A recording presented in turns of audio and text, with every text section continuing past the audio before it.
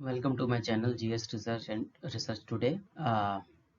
हम आज एनएफटी के बारे में जानेंगे। एनएफटी वही एनएफटी जो आज ही आपको पता चला है कि जो दिनेश कार्तिक ने जो बांग्लादेश के खिलाफ जो छक्का मारा था उसे एनएफटी में पहली एनएफटी भारत की बनाई गई है।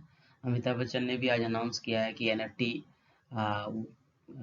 वो भी क्रिएट करेंगे थ्रू एक उन्होंने एक वेबसाइट बताई जिसके थ्रू।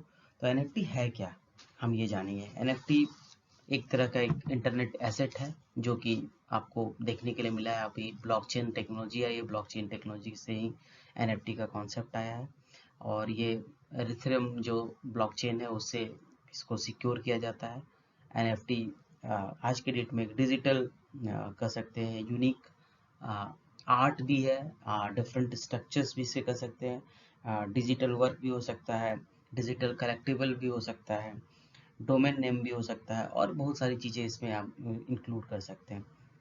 कभी भी ये दो एनएफटी सेम नहीं हो सकती हैं। आ, इसके एनएफटी का कोई ओनर जरूर होता है, उसका रिकॉर्ड होता है। और एनएफटी एक तरह से हम कह सकते हैं आ, एक इंटरनेट एसेट है। सो द प्रॉब्लम जो चीज़ इसमें एक आई है उभर के, वो है कि ये रेप्लिकेट इसको नहीं कर सकते, आप कॉपी नहीं कर सकते हैं। तो ये इसका एक तरह से फ़ायदा है। और ये एक बड़ा फ़ायदेमंद चीज़ रहेगा कि यहाँ पे आप इसको कॉपी नहीं कर सकते हैं। ये एनएफटी का मतलब क्या होता है? एनएफटी का मतलब होता है नॉन फंजिबल टोकन। और ये एक इकोनॉमिक टर्म है जो कि चीज़ों को डिफाइन करने के लिए यूज़ होता है। हो सकता है वो कोई सॉन्ग हो या हो सकता है वो कोई आपका कंप्यूटर हो। और इस तरह की चीज़ों को इसको डिफाइन करने के लिए आया था।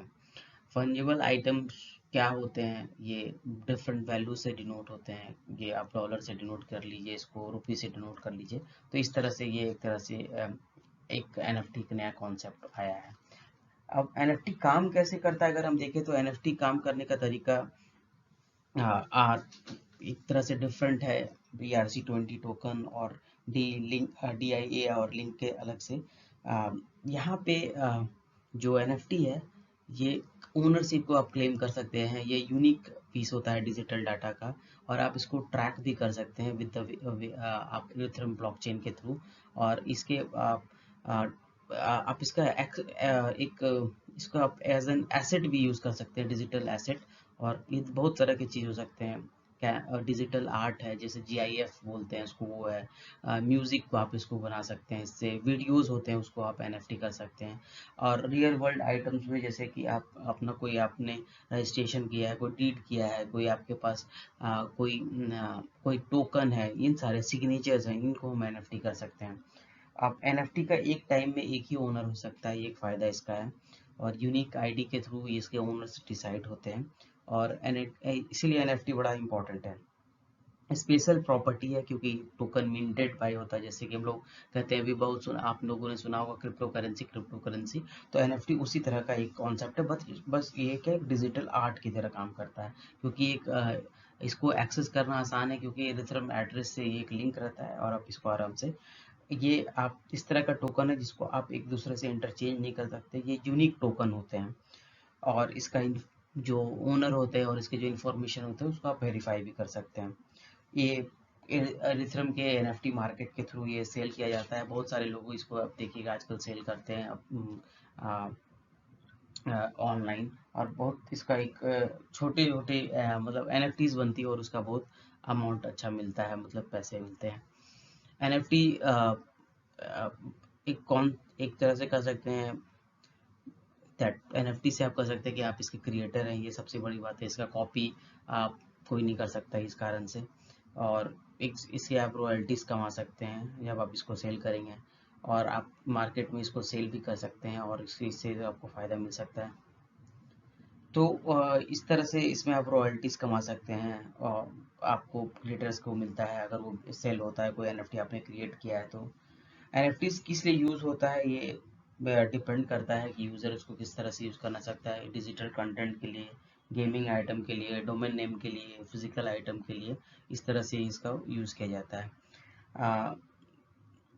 ज़्यादा अभी जो यूज़ है इसका डिजिटल कंटेंट में है। इसको इंडस्ट्री टोकन भी यहाँ पे कंटेंट क्रिएटर्स इसको यूज़ करते हैं, अर्निंग इसमें बहुत पोटेंशियल है, और आर्टिस्ट लोग भी इसको यूज़ करते हैं डिजिटल आर्ट बनाने के लिए।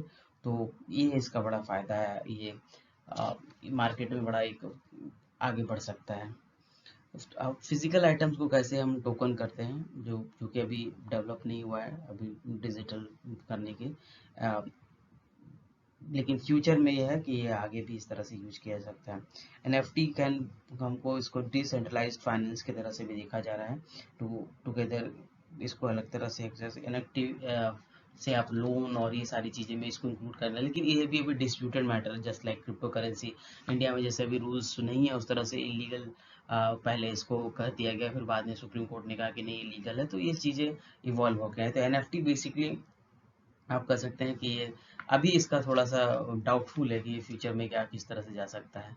तो ये एनएफटी के बारे में एक बेसिक आइडिया है। नेक्स्ट एपिसोड, नेक्स्ट वीडियो में मैं आपको और भी कोई इंटरेस्टिंग टॉपिक के बारे में बताऊंगा। अभी तो फिलहाल इंडिया में यही चेंजेस हुए हैं एनएफटी पे। इंटरेस्टिंग चेंज यही हुआ है कि अभी अमिताभ बच्चन ने भी अनाउंस कर दिया है, और पहला आज ही के दिन ही पहला एनएफटी भी अनाउंस हुआ है इंडिया में, कि पहला दिनेश कार्तिक का जो शॉट था उसको एक पहला एनएफटी क्रिएट करके उसको सेल किया जा रहा है। थैंक यू, चैनल को सब्सक्राइब कीजिए, नए वीडियोस आते रहेंगे।